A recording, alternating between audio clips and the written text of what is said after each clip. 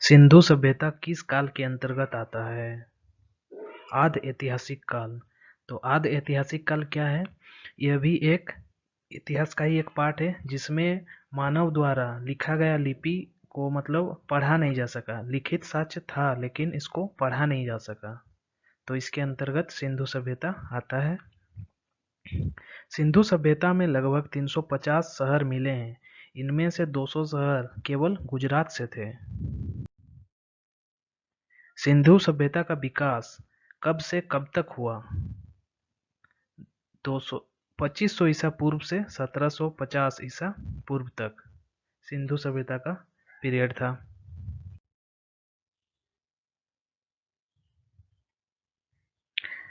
सिंधु सभ्यता के उत्तरी भाग में कौन सा शहर है? मांडा, जो कि चिनाब नदी के किनारे है। और दक्षिणी भाग में दायमाबाद, जो कि प्रवरा नदी के किनारे में है। और पूर्वी भाग सिंधु सभ्यता का आलमगीरपुर है, जो कि हिंडन नदी के किनारे में है। और पश्चिमी भाग सुतका गेंडोर, जो कि दास्क नदी के किनारे में है। इसको हम लोग ट्रिक से भी याद कर सकते हैं, जैसे सम को इंग्लिश में क्या बोलते हैं? एड बोलते हैं। और डच है पर भारत पर नहीं, डच है लेकिन भारत में नहीं है, तो इससे हम लोग भारत में नहीं है तो इसको हम लोग काट देंगे। तो सम, स में स से सुतका गेंडोर, पश्चिमी भाग से शुरुआत करेंगे। स से सुतका गेंडोर, उसके नीचे ड है मतलब दास्क नदी। म से मांडा मतलब चिनाब नदी। ए से आलमगीरपुर, याद रखेंगे, मतलब हिंडन नदी। और डी से दायमाबाद, प्रवरा नदी। इससे हम लोग याद कर सकते हैं। सिंधु सभ्यता विश्व की सबसे पहली शहरी सभ्यता थी। सिंधु सभ्यता कितने क्षेत्रफल में फैला हुआ है? 13 लाख वर्ग किलोमीटर में सिंधु सभ्यता फैला हुआ है। सिंधु सभ्यता की जानकारी किसने दिया था? चार्ल्स मेसन ने सिंधु सभ्यता की जानकारी दिया था। और जेम्स कनिंघम, इसने क्या बताया था? सिंधु सभ्यता का सर्वेक्षण किया था जेम्स कनिंघम ने। और जॉन मार्शल ने क्या बताया था? जॉन मार्शल सिंधु सभ्यता का नामांकन किया था। और दयाराम साहनी ने सिंधु सभ्यता की पहली खुदाई की थी।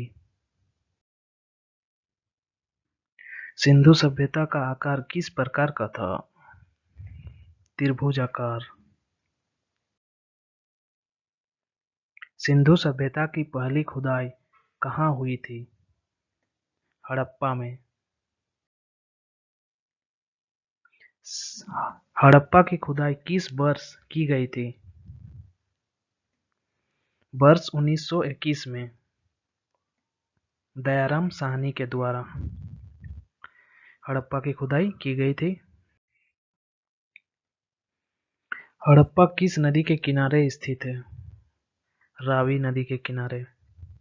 और पाकिस्तान के माउंट गोमरी जिले में स्थित है हड़प्पा।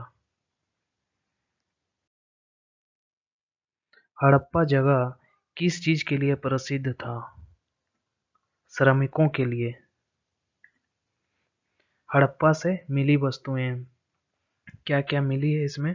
कुम्हार का चाक, अन्नागार, श्रमिक आवास, मातृदेवी की मूर्ति, लकड़ी की ओखली, लकड़ी का ताबूत, RH-37 कब्रिस्तान, हाथी का खोपड़ी, एक सींग वाला जानवर। इसीलिए हम लोग बोल सकते हैं कि हड़प्पा जो श्रमिकों के लिए फेमस था। हड़प्पा सभ्यता के लोग लाश को दफनाते थे, जलाते नहीं थे, दफनाया करते थे।